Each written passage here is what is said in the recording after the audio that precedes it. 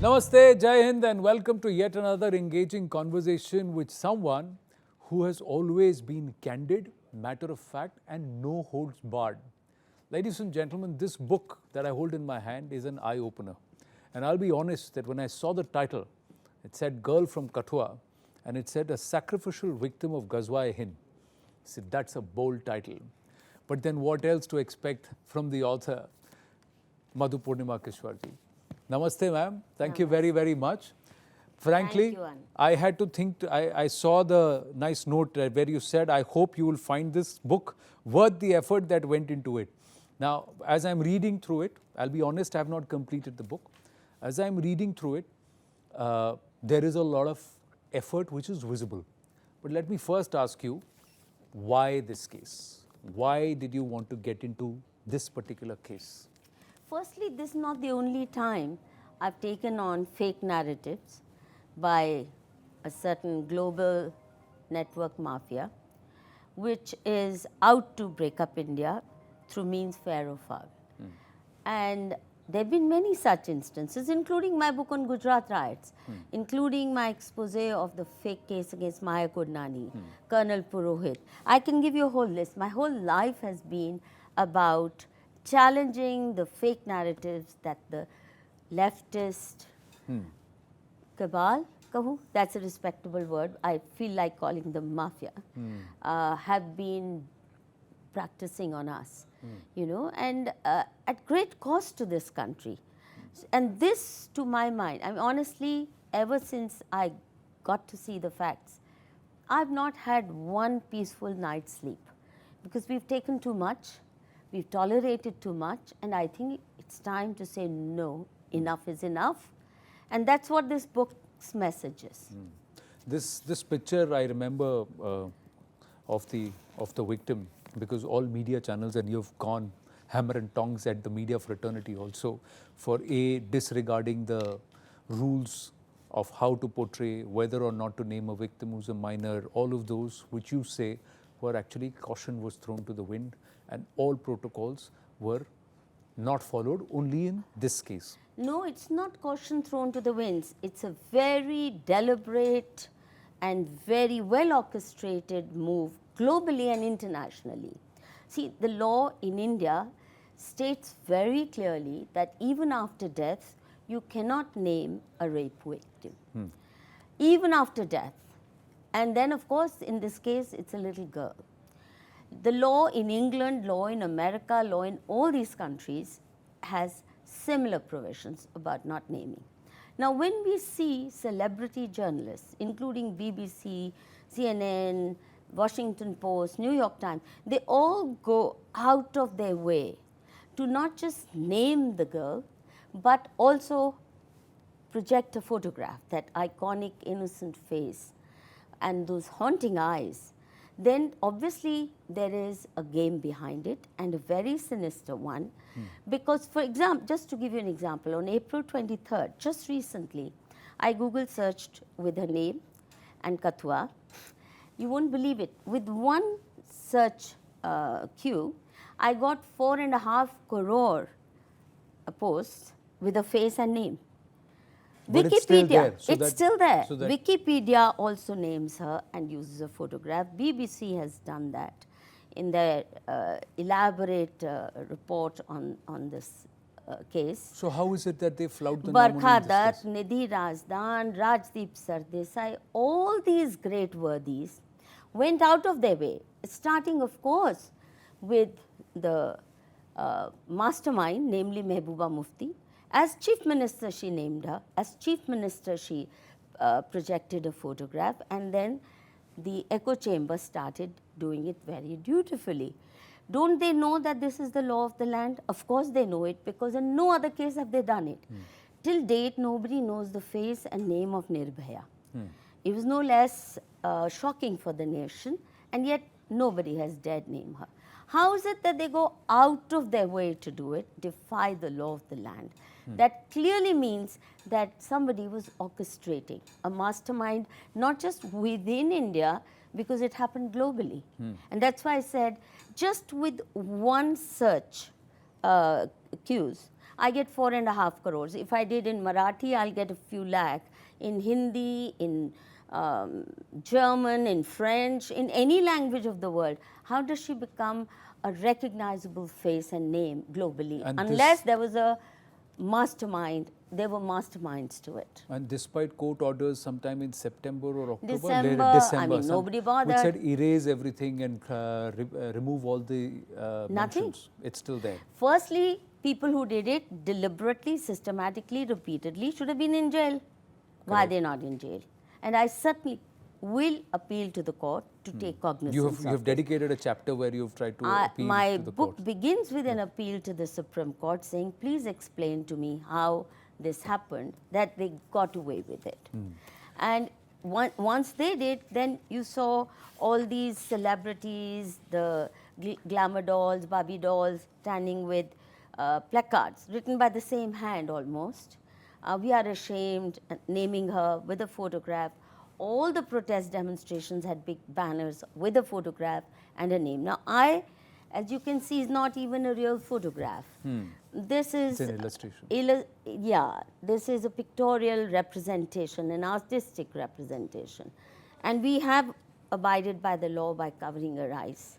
And of course not named her. Throughout the book, I've called her Kathua victim. Now, why Kathua victim? Why She was Kathua a Muslim victim? girl.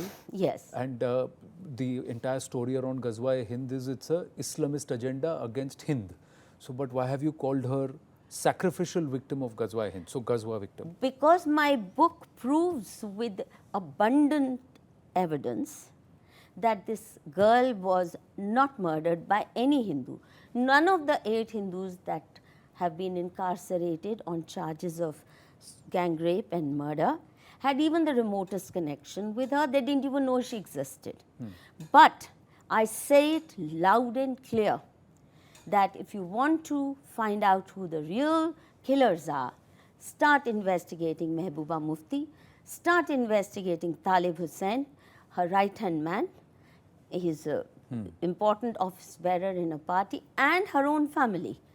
And I say it with confidence that if an honest probe is carried out, which is what was denied, Jammu people cried and loudly, including the Bar Association, went on strike. There was a Jammu Bandh, demanding only one thing, CBI probe, because they could see that the charge sheet was outrageous in the kind of web of deceit and lies it wove. Now, if it is held even now, starting with Mehbooba Mufti, who masterminded it all, then it will be clear that this girl was killed by her own community members in order to hit out not just at those 8 targeted Hindus who are in jail or serving life term, etc., on fabricated charges, but at Hindus of Kathua district in general, and BJP and Modi ji in particular also, they were targeted. But Hindus of Kathua district, because this is a district neighboring Pakistan, very crucial for cross-border terrorists. And from Kathua, they can go straight up to Jammu through this forest that surrounds Rasana village, which was the prime target. They wanted to get it vacated of Hindus. So and just as religious demography has been changed in other provinces of in other districts of Jammu province, namely Rajouri, Poonch, Doda, Kishwar, etc., they were all Hindu majority. Today they have become Muslim majority. That was exactly the plan, because this is one of the few remaining Hindu majority districts, and it had to be emptied out. And that's what they targeted. That's why they targeted also the mandir and key people. So you have proof for all of this, what you're saying, because you're opening up a lot of fronts. You're opening up a front against the former Chief Minister of Jammu and Kashmir. You're saying that there is this internal security and an external security, national security dimension to it. Yes. You're saying that there are errors and there were loopholes within the charge sheet, and this was a fudged up, botched up, investigation altogether. You're opening yourself to a lot of legal scrutiny. So are you legally covered in this? What you have written in this is quite explosive, Madhuji. I've read quite a bit of it.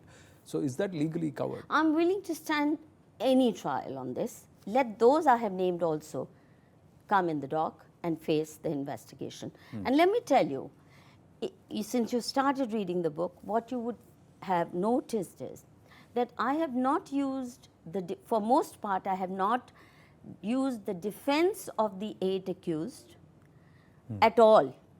I have used only the documents prepared by the government with Mehbooba as Home Minister, the prosecution, the crime branch, 3 SITs were set up, all highly compromised, the third one outrageously compromised.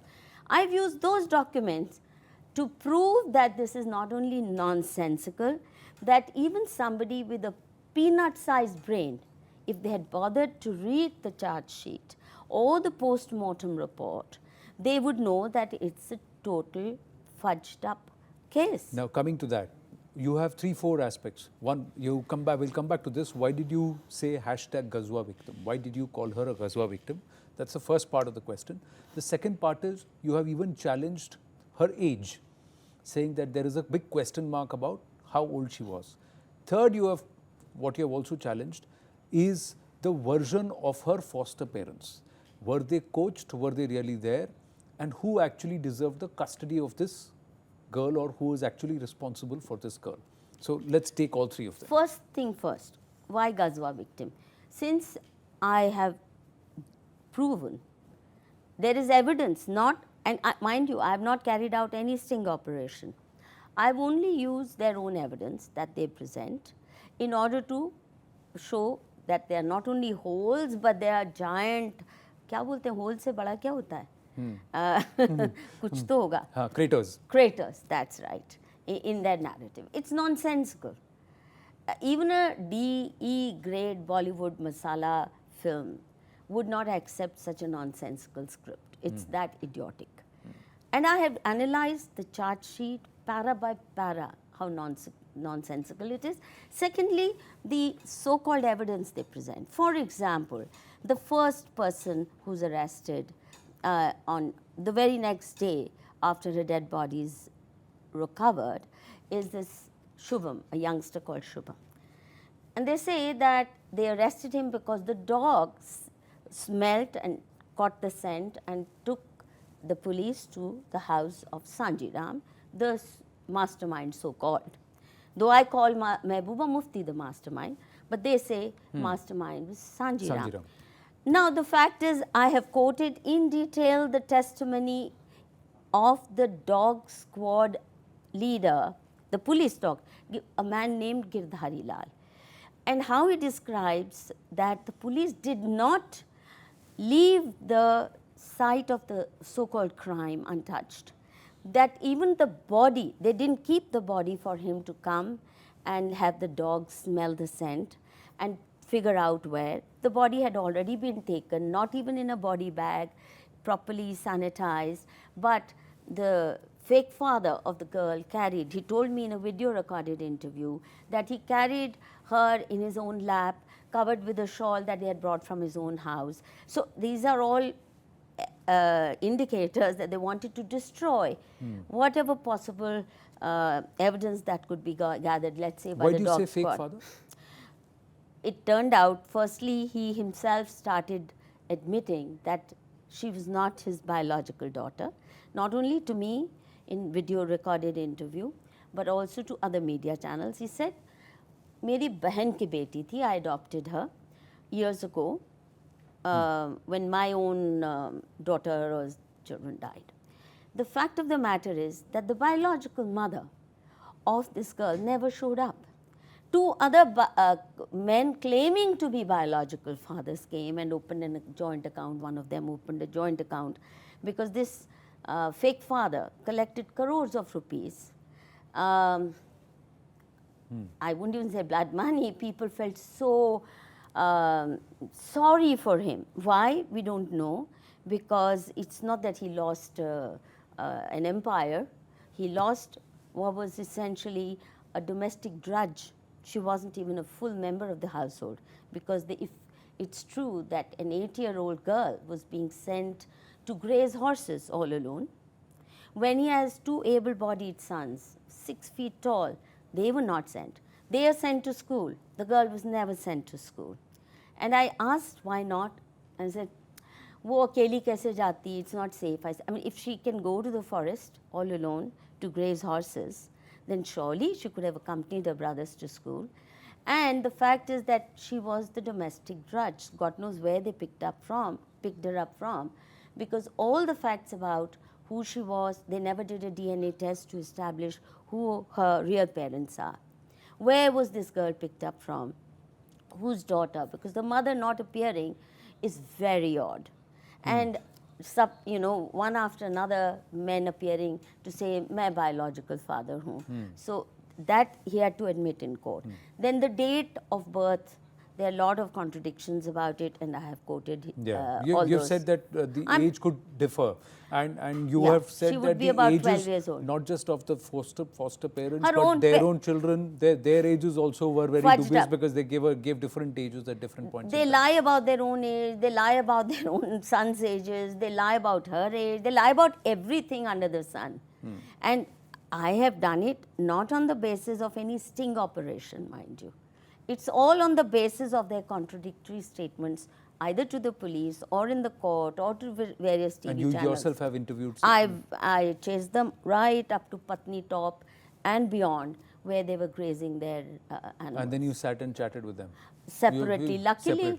Luckily, brother alag mil gaya, father alag mil gaya, mother alag mil gayi, because they were performing different tasks. They weren't expecting me. It was quite a... So you're saying this whole story was concocted. Totally. It was all drudged up and it was all fudged. But why did not just all of national media, but international media, why did everybody buy it? Even those who are perceivedly and perceived not part of this, what you called a leftist cabal. Everybody bought it. Everybody saw that there was fault in the accused, the current accused, who you believe are innocent. Why would everybody buy this story and nobody question the facts? If people of Jammu not only question the facts, people say Hindus are very passive, they don't protest, they don't come together. Fact of the matter is, starting with the Jammu Bar Association, whose then chairperson was a very respected congressman called B.S. Lathia. He was the first one to give a call for Jammu Bandh and a strike of the Bar Association. They boycotted courts for days on end, till the Supreme Court threatened them, saying, you cannot demand a CBI probe, you cannot strike work, you cannot protest, otherwise we will take away your license to practice for life. That's not a small threat. Then Chaudhry Lal Singh, who was then the forest minister, he led so many protest demonstrations. One of them, for example, among many, he went to every district, he went to every small town, village, and held massive protest demonstrations, only demanding CBI probe. And the biggest one was when, from his own village in Kathua district, he started with 500 people at 7:30 a.m. And by the time they reached Jammu, Satwari Chowk, there were 50,000 people. And then there was Hindu Ekta Manch, which organized massive protests, only and only demanding CBI probe. They are not saying it's not like Burhan Wani, oh, he's the headmaster's son, heroic, poor man, he must have had some difficult times. None of that. They're saying, hang whoever is guilty, but at least conduct a fair probe, which Mehbooba Mufti was determined not to let happen. And that is why the ministers... Madhuji, it again comes back. So, Ghazwa victim, you asked me. And she was killed, and I'm saying it with confidence. She was killed by her own people in pursuit of her own people. I'm not saying the family necessarily took the initiative, but I'm saying the mastermind of this entire game plan is Mehbooba Mufti and her handlers. And everyone knows who her handlers are. It was all masterminded with a view to get Kathua district religious demography to undergo swift, rapid changes, and it started happening. From scores of villages, people fled and took shelter at the national highway under a banyan tree for months on end. I went end of April and May, I was there. There were still sitting on dharna under a banyan tree and sleeping at night in a nearby mandir and a school, and she declared Section 144 to prevent them from even protesting or demanding CBI probe. She said they are all, and so the point is that where was the need to arrest hundreds of young men from Kathua district, even after she had named these so-called 7-8 accused? All because she wanted to strike so much terror so that families start abandoning in the way that people have So fled. you're saying it was trying to create a Kashmir exodus? Yes, in absolutely. This They've Kathua done it exodus in Rajouri, because you're Poonch. saying for national security reasons, Very much. and at the hands of the enemy. That's the See, accusation that you're this making. route, and including That's a Rasana very village. serious accusation. Yes, it is, and I mean it. It provides a very safe route for cross-border terrorists to reach Kashmir and northern districts of Jammu province, because there's forest right behind But let Rasana. me ask you this. Us waqt to BJP was in a power sharing equation in Jammu and Kashmir. The Modi government was there. It was 1 year before the elections, May 2019 से पहले, ये तो 2018 में हुआ था. What was the problem? You have even been critical of the Modi government and the current dispensation at that time, saying that you allowed things to slide. Not if, only, if there see, was Modi, if there were such big craters, are you trying to say that the government of the day did not see it?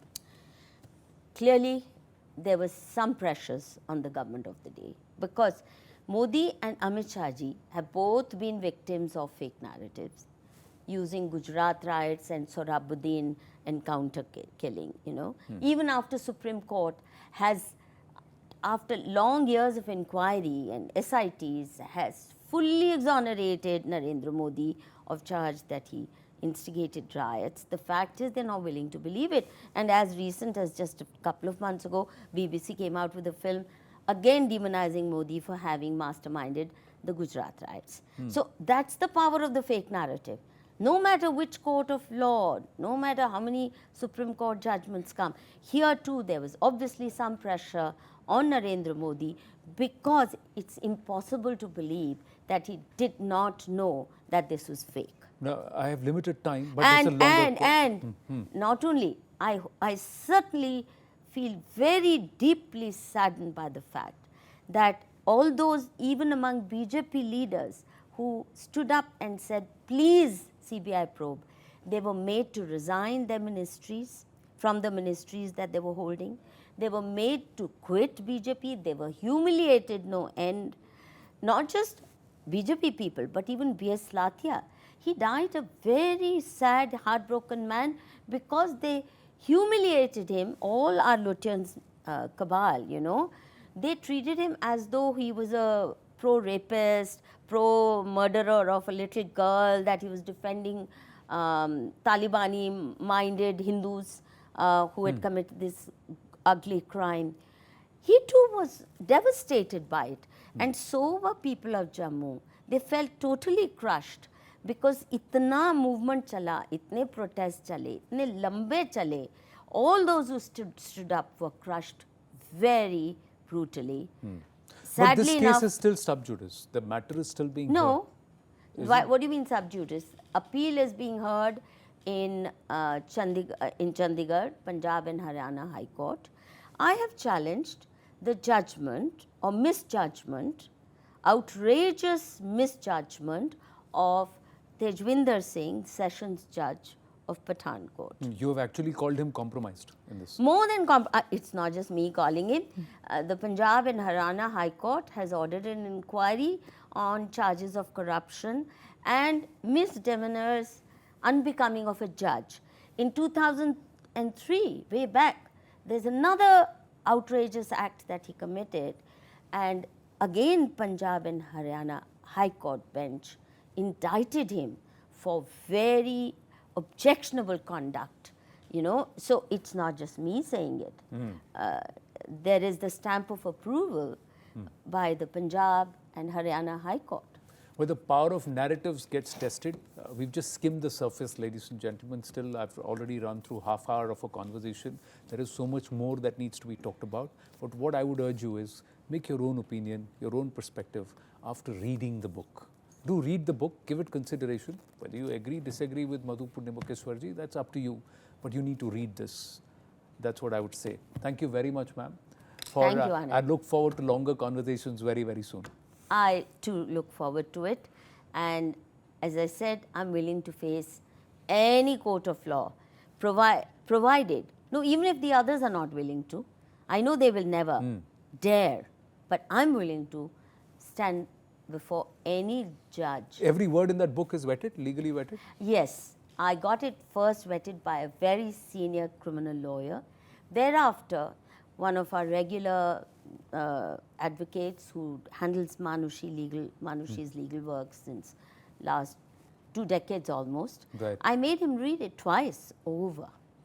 And also a very senior retired police officer. I gave him also the text and Well, said, wow, hard-hitting, bold, but she says she's legally vetted this book and she's open to anybody who wants to challenge her on the facts that have been mentioned in this book. Thank you very much. thank you, Anand. Thank Thank you you. very Namaste. much.